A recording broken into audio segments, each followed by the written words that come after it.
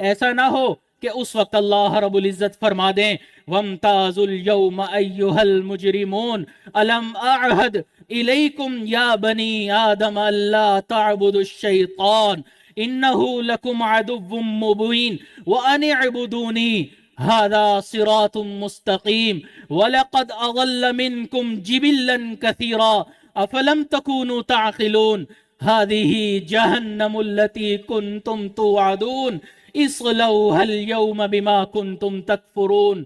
آج وقت ہے ہم اپنے آپ کو جہنم سے بچا لیں، آج وقت ہے اپنے آپ کو عذاب سے بچا لیں، آج وقت ہے اللہ سے دوستی کر لیں، آج وقت ہے اللہ کی عبادت کر لیں۔ قیامت والے دن اللہ تعالی ہمارے تمام گناہوں کو معاف فرما دیں گے۔